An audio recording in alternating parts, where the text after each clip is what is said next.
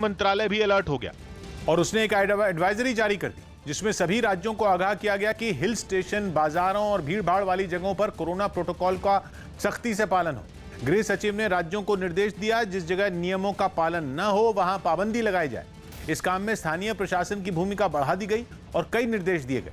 गृह मंत्रालय ने स्थानीय प्रशासन को बाजारों और भीड़-भाड़ वाली जगहों पर कड़ी नजर रखने को कहा ताकि लोग कोरोना से जुड़ी जरूरी बातों को माने और जो नहीं मानते उन पर सख्ती की जाए। सरकार की कोरोना से लोगों को बचाने की कोशिश जारी है, लेकिन बाजारों में उमड़ी भीड़ को देखकर लगता है कि उसने ठान लिया है कि कोई कुछ भी कहे वो अपने मन की करेगी। उत्तर प्रदेश के कानपुर की एक सब्जी मंडी का हाल देखकर तो परेशानी और बढ़ गई, क्योंकि वहां इक्का दुक्का लोगों को छोड़कर किसी ने भी मास्क नहीं पहना। संकरी सी सड़क पर लोग भेड़ बकरियों की तरह सब्जी खरीदते दिखे। एक बार तो उन्हें देखकर लगा जैसे दुनिया में सब्जी खत्म होने वाली है और इसीलिए वो जान पर खेलकर खरीदारी कर रहे हैं। अप्रैल में कोरोना ने लोगों को जो घाव दिए, उसके बाद तो लोगों को मास्क और दूरी को उतना ही जरूरी समझना चाहिए था जितना जरूरी सांस लेना है। लेकिन सब्जी मंडी में आए लोगों ने ऐसा नहीं किया। एक शख्स ने तो कैमरा देखकर गमछे को मास्क बना लिया, लेकिन सवालों का जवाब देते देते वो भी नीचे गिर गया। नहीं, मास्क क्या, मास्क यही लगाते हैं जो हमारा ये है। कुछ लोगों की बात सुनकर तो ऐसा लगा कि वो मास्क लगाने के लिए तीसरी लहर के आने का इंतजार कर रहे हैं।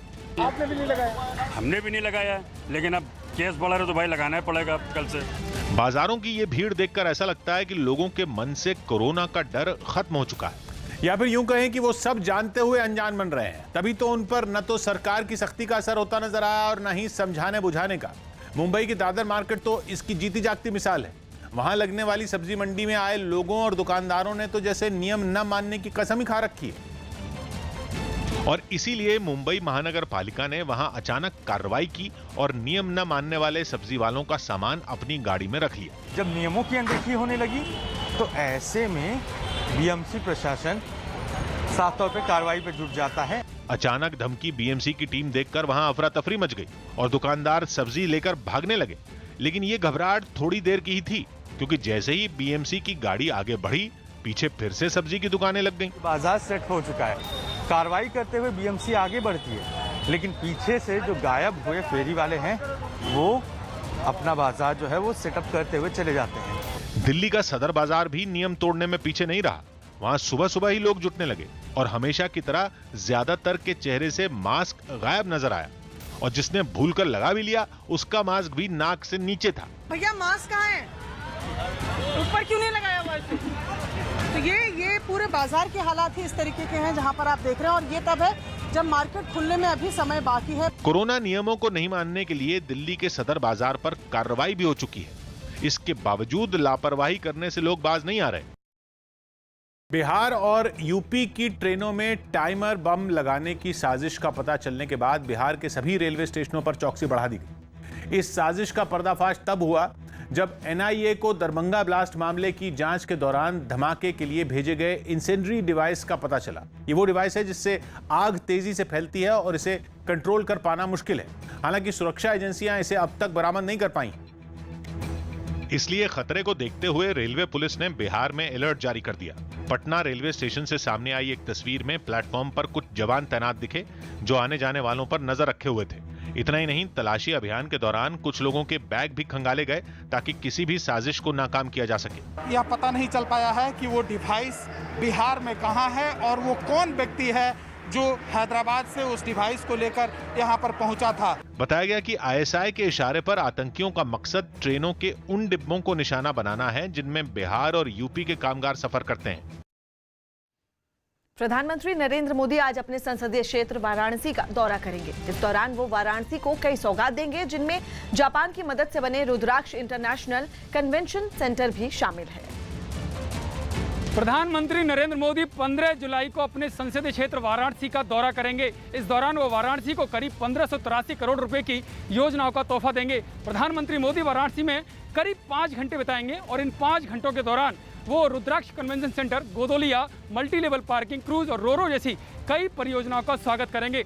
2022 में होने वाले चुनावों के लिए प्रधानमंत्री मोदी गुरुवार को ही बिगुल फूकेंगे और इसके लिए मंच सजाकर तैयार किया जा चुका है। आईआईटी वाराणसी के मैदान में बनाए गए इसी विशाल मंच से प्रधानमंत्री जनसभा को संबोधित करेंगे। इस मंच पर एक विशाल स्क्रीन लगाई गई जिससे योजनाओं के बारे में जानकारी दी जाएगी। जनसभा के दौरान कोरोना गाइडलाइंस को ध्यान में रखा जाएगा। 3 विशाल जापानी हैंगर के भीतर 5000 लोगों के बैठने के लिए सोशल डिस्टेंसिंग को ध्यान में रखकर व्यवस्था की गई। काशी को पीएम तोहफे तो देंगे ही, साथ ही 2022 के यूपी चुनाव का आगाज तीर्थ नगरी वाराणसी से किया जाएगा। प्रधानमंत्री इस बार काशी को कई बड़े तोहफे देने वाले हैं। प्रधानमंत्री रुद्राक्ष कन्वेंशन सेंटर का उद्घाटन करेंगे। साथ ही मल्टी लेवल पार्किंग, गोदोलिया का भी लोकार्पण किया जाएगा। गंगा में पर्यटन के विकास के लिए 2 रोरो का संचालन किया जाएगा। राजघाट से 80 घाट तक 2 मंजिला नया क्रूज चलना शुरू होगा। साथ ही काशी के 84 घाटों की जानकारी देने वाला एक हाईटेक सूचना बोर्ड लगाया जा रहा है। काशी में पेयजल के लिए नीर निर्मल परियोजना शुरू की जाएगी। वाराणसी के 14 स्वास्थ्य केंद्रों में PSA ऑक्सीजन जनरेशन शुरू होगा। BHU में 100 बेड का MCH विंग लोकार्पण किया जाएगा। पंचकोसी परिक्रमा मार्ग का निर्माण और चौड़ीकरण किया जाएगा। साथ ही काशी में 2 पेयजल योजना भी शुरू की जाएंगी। इन प्रोजेक्ट्स में से एक है रुद्राक्ष कन्वेंशन सेंटर। इस सेंटर में उनके साथ जापान के प्रतिनिधि भी रहेंगे। रुद्राक्ष को जापानी शैली में सजाया जा रहा है। जापानीज फूलों की सुगंध रुद्राक्ष सेंटर में फैलेगी। रुद्राक्ष कन्वेंशन सेंटर परिसर में प्रधानमंत्री रुद्राक्ष के पौधे को भी लगाएंगे। कार्यक्रम के दौरान रुद्राक्ष कन्वेंशन सेंटर में इंडो जापान कला और संस्कृति की झलक भी दिखेगी। दरअसल रुद्राक्ष कन्वेंशन सेंटर 2 मंजिला है। इसकी छत शिवलिंग के आकार की बनाई गई है। इसमें अंतर्राष्ट्रीय सम्मेलन, प्रदर्शनी और संगीत समारोह होंगे। कला और संस्कृति के साझा कार्यक्रम भी होंगे। इसमें एक साथ 1200 लोगों के बैठने की जगह है। JICA यानी कि जापान इंटरनेशनल कोऑपरेशन एजेंसी और VCC यानी कि Varanasi international cooperation and convention centre के सहयोग से रुद्राक्ष सेंटर बनाया गया है। रुद्राक्ष सेंटर प्रधानमंत्री मोदी के काशी को क्योटो बनाने की योजना का हिस्सा है। इसका मकसद भारतीय लोक परंपरा, पुरातन ज्ञान और भारतीय संस्कृति को विश्व पटल पर मंच दिलाना है। इसके साथ ही प्रधानमंत्री मोदी वाराणसी में कुल 400 करोड़ के प्रोजेक्ट्स की शुरुआत करेंगे और साथ ही कई नई योजनाओं की नींव रखेंगे। वाराणसी के घाटों का इतिहास और उसके बारे में जानकारी देने के लिए तकनीक का सहारा लेकर आधुनिक साइनेज बोर्ड तैयार किए गए हैं। इन बोर्ड्स पर उकेरी गई इबारत से काशी के हर घाट की जानकारी मिलेगी। इस जानकारी के साथ ही इस बोर्ड पर एक QR कोड दिया जाएगा, जिसे फोन के जरिए स्कैन करने पर हर घाट का पूरा इतिहास, उससे जुड़ी पौराणिक कहानी और उसके महत्व की जानकारी फोन पर ही मिल जाएगी। कल्चर साइनेज है जहाँ विशिष्ट घाटों पे करीब 20 घाट हमारे विशिष्ट घाट हैं, बड़े घाट हैं जहाँ पर टूरिस्ट ज़्यादा आते हैं। उन घाटों के बारे में पूरी इन्फॉर्मेशन वो कल्चर साइनेज के माध्यम से मिलेगी। 2 बड़े साइनेज 80 घाट पे और खिड़किया घाट पे लगाए जाएंगे। 80 घाट पर ऑलरेडी लग चुका है, खिड़किया घाट निर्माणाधीन है तो उसके बाद लगाया जाएगा।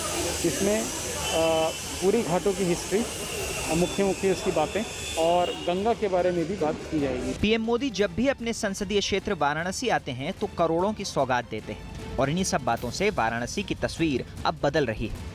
आधुनिकता के इस दौर में पीएम मोदी परंपरा के साथ आधुनिकता पर ज्यादा जोर देते हैं। यही कारण है कि उनके संसदीय क्षेत्र को स्मार्ट सिटी के तर्ज पर विकसित किया जा रहा है। काशी यूपी की दशा और दिशा तय करने वाले महत्वपूर्ण केंद्रों में से एक है और खास बात यह है कि यह हिंदुओं की आस्था की नगरी भी है।